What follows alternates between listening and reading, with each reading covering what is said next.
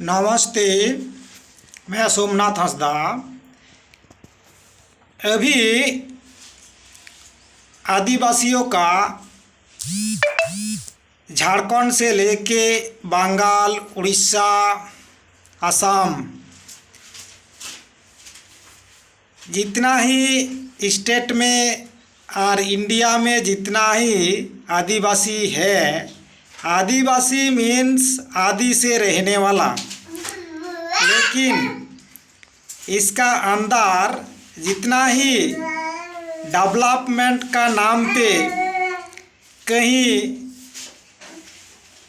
Factory हो, coalfield हो और कोई ट्रस्ट का नाम पे कोई चीज़ बनाया जा रहा हो, इसी में आदिवासियों को उस एरिया से हटाया जा रहा। और ऐसे हाल में आदिवासियों को कोई नया जीने के लिए तरीके नहीं बचा रहा।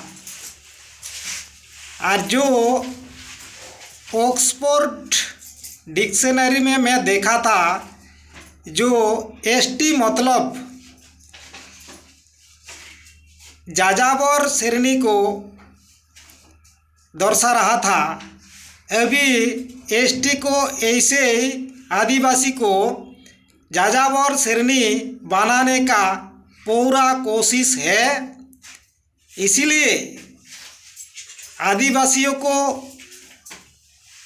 आईन कानून से भी राहत नहीं मिल रहा। ये तो इंग्रेज जमाना से इंग्रेज शासन करने का तरीका था। पुलिस प्रशासन से लेके संविधान का रीति रिवाज भी नहीं मानता है। इसीलिए आदिवासियों को एक ही राहत सिकंदर जैसे एक तरफ से जियो और अपना अधिकारों लो। चाहे यूक्रेन को जैसे रूस ने कर रहा, उस एरिया का आदिवासियों को यूक्रेन जैसे बर्ताव कर रहा था। इसीलिए रूस ने उन लोग को हेल्प करके यूक्रेन को दबाए कर रहा है। वो शर्त नहीं मान रहा, उसी को उस एरिया का आदिवासियों को अलग से नहीं अधिकार दे रहा।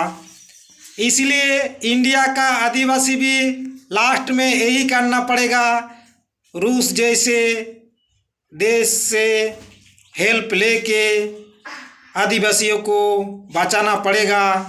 चाहे अमेरिका से हेल्प लेके आदिवासी को बचाना पड़े, चाहे ऐसे इंडिया में बॉम्बिंग करना पड़े रूस जैसे देश को भी, अमेरिका जैसे देश को भी, तो भी आदिवासियों को बचा सकता है। क्योंकि ज़मीन से लेके कोई भी चीज़, कोई आईन कानून में भी आदिवासियों को ऐसे, चाहे बाबा साहेब आम्बेडकर इतना ही कानून संविधान लिख के गया है, लेकिन उसको भी अवमानना करके आदिवासियों को तबाह कर रहा है।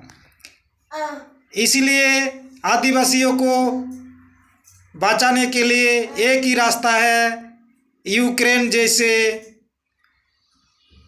बॉम्बिंग करके और रूस जैसे आदमी होना चाहिए, तो भी इंडिया में भी आदिवासियों को बचाव होगा।